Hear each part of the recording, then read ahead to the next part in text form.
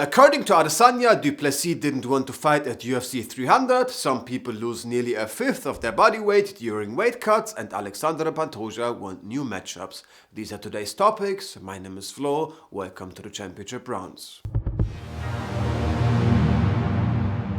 If you refer to real news and not just gossip, relatively little has happened in the last few days. Israel Adesanya spoke about UFC 300 in a podcast with Theo Von. We all heard that it was long suspected that he would headline against Dricus Du Plessis or even Alex Pereira. According to Adesanya, the fight against Dricus was actually planned. The UFC had requested it and he agreed, but it was Dricus who declined. This of course can be interpreted in many ways. I think fears about the fight can be set aside, especially since Dricus has called out Adesanya for his first title defense immediately after defeating Strickland. Probably the UFC reached out at short notice, expecting an even bigger main event weeks before. Maybe Dricus' management tried to negotiate too much money. We don't know, but according to him, Izzy wasn't the problem when it came to finalizing that fight. The California State Athletic Commission realized how much fighters weighed on fight day of UFC 298. Of course, this can be compared to their weigh-in weight, showing the percentage of body weight they cut. For example, the weight Merab Dvalishvili made surprised me. He weighed 156.8 pounds after weighing in at 135. That's a solid 16% of his body weight. Considering he said it would have been extremely tough but thought about moving down to flyweight if Sterling would have remained a dominant champion, that's a remarkable number. Costa and Topuria also cut 16% of their body weight. Volkanovski made 15%, but who surprised MMA fans the most was Geoff Neal. I didn't view him as an exceptional massive welterweight, but the guy cut 18% of his body weight, weighing 200 pounds on fight day. That's a lot. Guilherme Cruz interviewed flyweight champion Alexandre Pantoja and got an interesting statement from him. After many discussions about whether Brandon Royval should face the cannibal following his weekend victory, Pantoja now said he might want to fight Mohammad Mokaev if he wins against Alex Perez this weekend. This might surprise some fans, but considering who Pantoja has already defeated, some people more than once, it's not surprising that he's looking for fresh matchups. Ami Albazi would have been great with a win over Moreno, but he was replaced by Royval due to illness. Tricky. Besides that, Cejudo and Kamaru Usman have started a podcast together. In case anyone is interested, they've named it Pound for Pound and plan to release it weekly. Masvidal traveled to Stockton to promote that potential fight against Nate Diaz, and an intense trailer for the boxing match between Ngannou and Joshua has been released. Anyone who hasn't seen it should definitely check it out. That's Hollywood quality.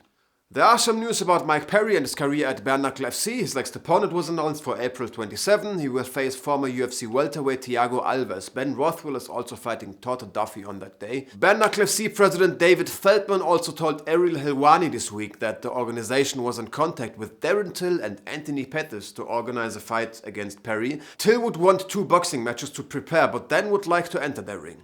Nolan King was the first to report that the fight between Raul, Rosas Jr. and Ricky Turcios, contrary to UFC's statement last weekend, is not happening this fight night. Turcios said on Twitter that he even offered Rosas Jr. featherweight, but the young Mexican apparently declined. We will still see some good fights from the UFC Apex this weekend. If you are looking for fighters who might not be well known yet, I would recommend keeping an eye on Christian Leroy Duncan. He is fighting Claudio Ribeiro. Duncan was the Cage Warriors middleweight champion and defended the belt once. He also had a long amateur career representing England at the IMOF Championships. What's especially interesting about him is that he comes from Taekwondo and brings that style into MMA. So he likes to show some wild variations of kicks, which can of course generate very spectacular fights. I'm sure this guy's highlight reel will be a joy to watch one day. Javed Basharat on the prelims is definitely also worth mentioning, but I believe many have already seen him and his brother Farid. Both seem very well rounded in their game and so far seem to have great potential. He is fighting Ayman Sahabi, the younger brother of the legendary coach of GSP, Firas Sahabi. He's more of a father than a brother to him, but that's a story for another day, I guess. I guess everybody knows Umar Nurmagomedov is fighting someone making his UFC debut. A bit strange, of course. I've analyzed his style a little bit and I'm concerned about the way he presents his chin during his own attacks. I could imagine Umar catching him with a counter. The co-main event between Tyson Pedro and Vitor Petrino could be quite good, as well as Mokaev against Perez. Eric Anders versus Jamie Pickett, in my opinion, is a potential show stealer that could be an explosive clash of power. And in the main event, honestly, I'm a bit worried it might be a bit boring, because both could have a lot of respect for each other and might want to manage their energy, but of course I would love to be wrong.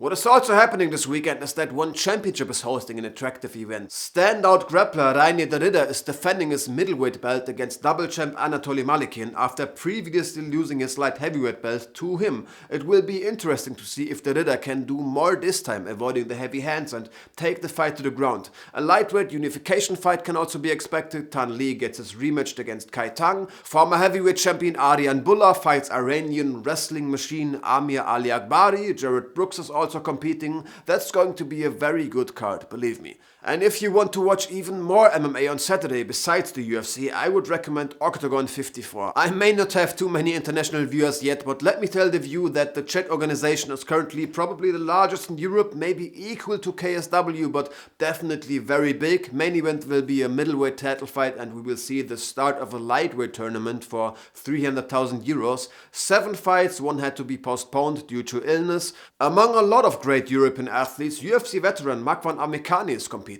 He is facing a top Austrian talent in Mohammad Mokaev. I would really recommend giving this event a chance. Oktagon is making good shows, production quality is great, this will be fun. With these words, I end today's episode. I wish you all a nice weekend. Thank you for tuning in. Of course, feel free to subscribe to not miss any future episodes. And with that being said, see you next time.